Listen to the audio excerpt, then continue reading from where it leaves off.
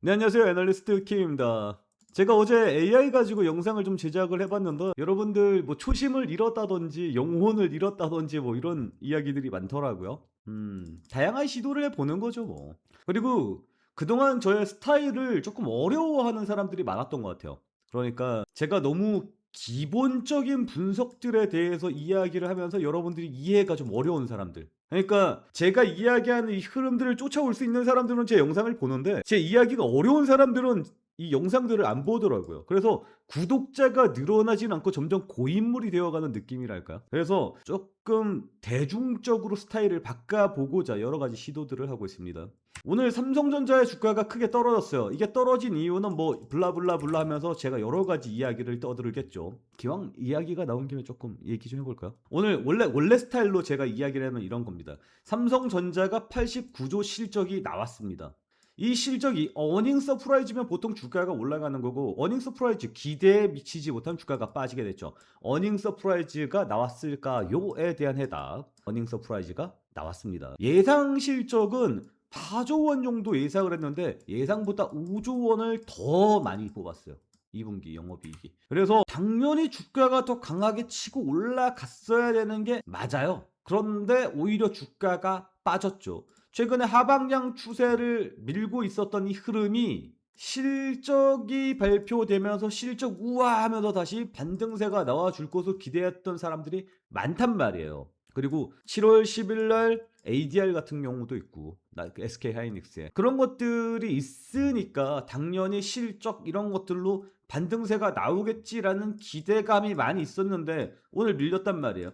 보통 제 스타일이라면 저 뉴스들을 읽어가면서 이러이러한 이유들 때문에 이렇게 밀렸습니다를 이야기하는 게 맞겠지만 그걸 이렇게 이야기하면 이해하는 사람들이 별로 없어요. 그러면 가장 잘 이해할 수 있는 방법이 무엇이냐? 차트를 설명하는 것이다 라는 결론으로 갔습니다. 그래서 제가 AI로 무엇을 하려고 했냐면 이 차트에 대한 설명을 아주 자세하게 하는 그런 식의 영상을 한번 만들어 보려고 했어요. 아직까지 포기한 건 아닙니다. 그랬는데 이게 우리 애널킴 어디 갔냐? 애널킴 돌려줘라. 주인이 아닌데 누가 채널 샀냐? 이런 이야기들이 많이 나오더라고요. 제가 만든 겁니다. 아무튼 저의 방향은 이제 차트 분석 쪽으로 한번 잡아보는 게 어떨까라는 생각이 들어서 이렇게 좀 말씀을 드렸고요. 차트 분석을 쉽게 생각하는 사람들도 있고 어렵게 생각하는 사람들도 있어요. 근데 제가 이야기하는 게 아마 맞을 겁니다. 전 20년을 넘게 주식을 했잖아요. 차트 분석 당연히 했죠. 그러면서 뭐 보조지표, 여기 있는 보조지표들 있죠. 이거를 전부 다 공부해봤습니다. 저는. 여기 보면 보조지표가 굉장히 많거든요. 많죠. 이 보조지표들을 전부 다 공부를 해봤고 차트에 다 적용을 시켜봤어요. 여러분들도 해보신 분들 꽤 있을 거라고 생각합니다. 나온 결론이 뭘까요? 차트를 분석할 때는 전혀 결론이 안 나왔었거든요. 근데 저는 이걸 이제 자동 매매를 하기 위해서 이 틀이라는 걸 고민을 해보고 그래서 결론이 나온 게 있습니다. 이 차트 분석이라는 것은 맞을 때도 있고 안 맞을 때도 있다는 겁니다. 결론이 좀 그렇죠. 그러면 우리는 이렇게 생각을 해야 돼요. 왜 차트가 잘 맞을 때가 있고 안 맞을 때가 있느냐, 이거부터 좀 생각을 해봐야 돼요. 차트가 한번 안 맞기 시작하면 진짜 오지게 안 맞습니다. 그래서 자꾸 털려 나가는 거예요. 그래서 차트가 맞는 구간과 맞지 않는 구간의 특징에 대해서 한번 저는 생각을 해왔고요. 그리고 언제 어떤 전략을 사용을 해야 되는 건지 이런 것들을 생각을 해봤어요. 다른 유튜버들은 서론이 너무 길죠? 그냥 바로 빨리 갈게요. 레짐입니다. 답은 레짐이에요. 레짐이 무엇이냐면 지금이 추세가 뭐에가 있느냐 이거예요. 그러니까 차트는 뭐 별거 없습니다. 상승 추세, 횡보 추세, 하락 추세, 이게 끝 아닙니까? 맞죠? 여기서 이제 아까 말했죠. 안 맞는 구간들이 있다고. 안 맞는 구간들은 뭡니까? 변동성 추세. 여기서도 변동성 추세, 여기서도 변동성 추세. 이건 나오면 뭐 힘들어요. 변동성 추세 나오면 차트가 잘 안 맞습니다. 어쨌거나 차트는 기본적으로 상승, 횡보, 하방향 요 세 가지 추세에 모든 게 들어가 있습니다. 그리고 이 추세를 탈 때 여기 이렇게 추세를 탈 때 작용 써야 되는 것들이 있고 횡보를 할 때 써야 되는 지표들이 있어요. 이렇게 추세를 아예 잡고 상승 추세든지 하락 추세든지 요렇게 갈 때는 이평선 같은 것들이 잘 맞습니다. 그러니까 이 이평선을 가공을 한 MACD 같은 것들이 잘 맞죠. 그래서 이렇게 상승 추세 오롯이 잡아줄 때, 삼성전자입니다. 오롯이 잡아줄 때 요거만 잘 봐도 되거든요.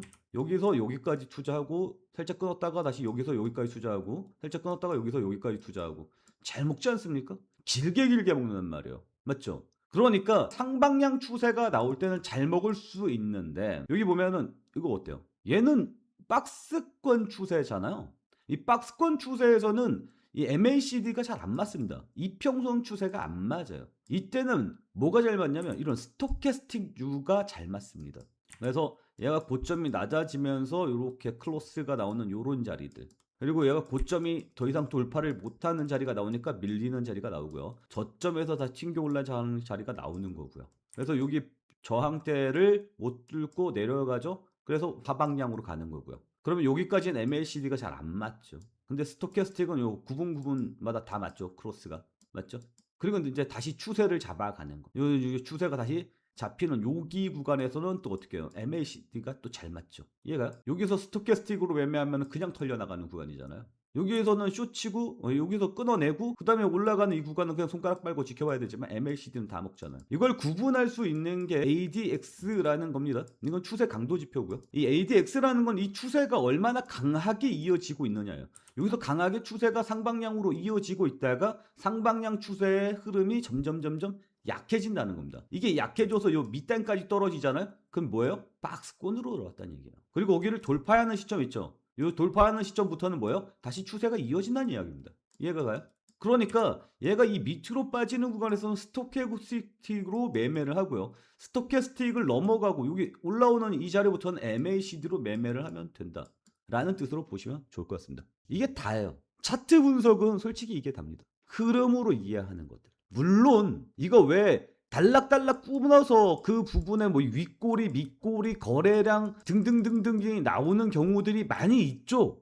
하지만 결국은 follow라고, 그러니까 흐름이라고 생각을 하고 본다면 차트를 바라보는 관점에서 이게 맞다는 거예요. 그래서 레짐을 통해서 살펴봐야 된다라는 겁니다. 이해가 갑니까? 그러면 지금 현재 상황을 이렇게 놓고 보면 상방향 추세 이어지고 있고 차트 정배열로 유지되어 있다가 여기서부터 밀리죠. 그러면서 이 추세가 끝났는지 안 끝났는지 알 수는 없습니다. 하지만 여기서부터 어때요? 상방향 추세가 약해졌다라는 것은 분명히 알 수 있겠죠. 상방향 추세가 이렇게 약해져서 바닥권으로 들어오면 스토캐스틱을 보고 매매를 하면 좋겠다라고 생각하는데 스토캐스틱으로 지금 매매 타점이 나옵니까? 안 나오죠. 그리고 MACD 같은 경우는 어때요? 하방향으로 추세를 돌리고 있는 상황입니다. 그럼 여기에서는 매매가 가능한 구간입니까? 아닙니까? 아니죠. 얘가 다시 돌아설 때까지는 뭐예요? 추세가 안 잡힌다고 보는 게 맞겠죠. 이해가 가요? 이걸 이제 분차트로 들어가서 매매에 이용을 해봐야 됩니다. 그러니까 이런 거 가지고 수익을 내는 거예요. 제가 오늘 S51이라는 종목을 추천을 했거든요. 아침에. S51이라는 종목을 추천할 때는 물론 차트만 보고 매매하는 건 아닙니다. 최근에 유가가 크게 올랐었죠. 여러분들의 불만이 뭐예요? 유가가 크게 올랐는데 이제 유가 떨어졌잖아. 근데 실제로 기름값 떨어졌어요? 안 떨어졌어요? 안 떨어졌죠. 의미는 뭐예요? 정유사가 돈 많이 벌 거다라는 뜻 아닙니까? 그죠? 잠정 실적이 지금 나오고 있잖아요. 삼성전자로부터. 그러면 이제 실적 시즌으로 넘어간다는 뜻이죠. 그래서 S51의 실적이 좋아질 겁니다. 그래서 주가가 올라갈 겁니다. 간단하죠? 여기까지는. 그러면 흐름으로 놓고 보도록 합시다. 이 녀석은 고점 라인이 이런 식으로 형성이 되어 있단 말이에요. 그러면 오늘 저항대를 돌파해 주느냐 마느냐의 싸움으로 넘어가고 있는 거고, 이게 보면 추세가 점점 뭐예요? 추세장으로 넘어간다는 신호가 나와주고 있습니다. 그리고 그동안 박스장이었던 신호를 보면 박스장에서 스토캐스틱이 골든크로스를 치고 올라가고 있는 상황이라고 볼 수 있습니다. 그럼 저항대 뚫을 수 있습니까? 없습니까? 뚫을 가능성이 높아지죠. 이해가 갑니까? 이런 식이라고요. 그러니까 여러분들한테 필요한 게 뭐냐면 차트 분석을 하기 위해서는 이 레짐, 추세 기준표가 필요합니다.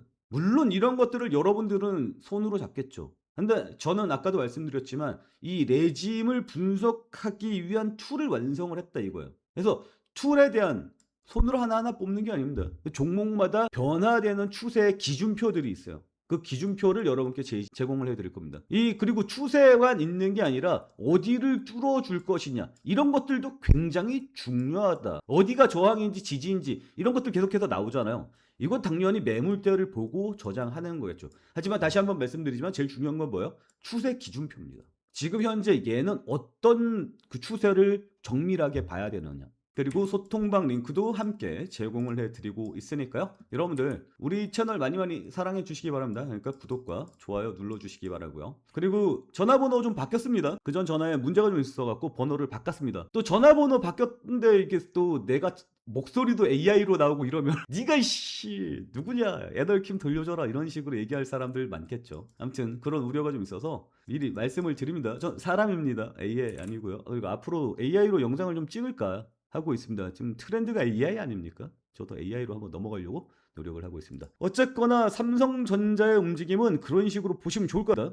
그래서 차트 분석을 할 때는 여러 가지 뉴스에 대해서 둔감해질 필요가 있어요. 이게 뉴스를 보면서 이 차트를 보면 더 잘 보일 때가 있고 더 이렇게 헷갈릴 때가 있습니다. 그리고 이렇게 떨어지는 장에서는 두려움이 굉장히 많아지고, 그래서 지금은 좀 뉴스를 좀 멀리 하는 게 좋지 않을까라는 생각도 들어요. 보이는 대로의 흐름을 볼 필요가 있어요. 그리고 우리처럼 이제 하루 먹고 하루 벌어서 하루 먹고 사는 사람들 있잖아요. 그런 사람들은 단타 중심으로 한단 말이에요. 그러니까 120분 차트를 길게 보는 거고 30분 차트 정도로 메인으로 보게 되는 거예요. 이해가?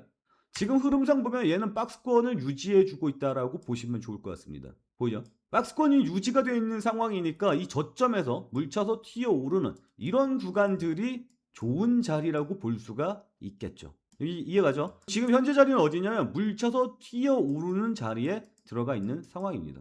그러니까 이 밑에 이 지지 라인을 돌파하지만 않는다면 이 녀석은 박스권 매매로 인해서 다시 반등세가 나올 가능성이 높은 자리로 가고 있다. 지금 현재가 바닥권에 근접해 있다. 다만 뚫리느냐 안 뚫리느냐를 메인으로 보셔야 한다. 그리고 이 박스권 추세에 있을 때는 MACD는 상대적으로 어때요? 추세가 영향도가 낮겠죠. 자, 30분 차트로 넘어가서 마저 보도록 할게요. 30분 차트로 보면 여기서부터는 여기까지는 추세로 넘어왔다가 하방향 추세죠. 그리고 여기서 다시 박스를 형성해 주는 형상으로 들어가고 있는 상황입니다. 그죠? 그렇다면 이 녀석은 뭘로 봐야 됩니까? 스토캐스틱으로 보는 게 맞습니다. 그러니까 스토캐스틱이 지금 데드 크로스가 나왔죠. 데드 크로스가 나와서 이 밑에 이 라인을 더 뚫고 내려간 다음에 대가리 돌리면 안 됩니다. 이 위에서 최대한 버티면서 대가리를 돌려야 돼요. 이해가요? 그러니까 지금은 더 빠질 수 있느냐 버티느냐의 기로에 들어가 있는 싸움으로 보시면 좋을 것 같습니다. 약간 애매하죠. 그래서 여기서 튕겨 올라가는 자리를 확인하고 봐야 되는데 그게 지금 나옵니까 안 나옵니까? 지금은 안 나오죠. 여기서 이제 더 안으로 들어가면 그때부터는 초단타 들어가는 겁니다. 완전 단타가 너무 짧게 들어가는 거예요. 그렇게까지 들어가면은 그 정확도가 많이 떨어집니다. 그러니까 저는 베이직하게 한 30분 정도까지만 보고 영상을 찍는 게 맞고요. 이게 이제 실시간 대응으로 넘어가면 그 안으로 들어가야죠. 5분 안쪽으로 들어가야죠. 제 말이 이해되시죠? 그래서 이 차트 분석하는 데 있어서 차트는 별거 없어요. 결국 원리는 마찬가지거든요. 흐름입니다. 그리고 어떤 구간에서 내 기술 분석이 가장 잘 맞는가 요걸 알아야 되는 거고요. 그 구간의 특징들을 명확하게 파악을 해야 된다는 거예요. 그 명확한 특징을 파악하기 위해서 물론 대부분 손으로 합니다. 근데 저는 자동화를 이뤄냈어요. 그래서 지금 현재 레짐이 어떤 거고 이 종목의 현재 이 레짐의 특성을 파악하기 위해서 변수는 어떻게 변형을 해야 되는지 요거는 따로 제가 나중에 한번 말씀드려 보도록 할게요. 어쨌거나 여러분들한테 추세 기준표 종목마다 제공 가능합니다. 그리고 지지 저항 가격대 이건 너무 쉽죠? 레짐을 뽑을 수 있는 정도의 프로그램이라면 당연히 지지 저항 때 당연히 뽑을 수 있죠. 그래서 여러분들한테 만들어준 추세 기준지표 그리고 지지 저항 가격대 그리고 저의 소통방 링크 매일매일 무료로 만나볼 수 있겠죠. 97에 3722 이쪽으로 삼성전자라고 문자 남겨주시면 매일매일 제공되는 변화되는 이런 상황들 여러분들과 함께 공유가 가능합니다. 자, 오늘도 시청해주셔서 감사하고요. 다음 영상에서 또 만나 뵙도록 하겠습니다.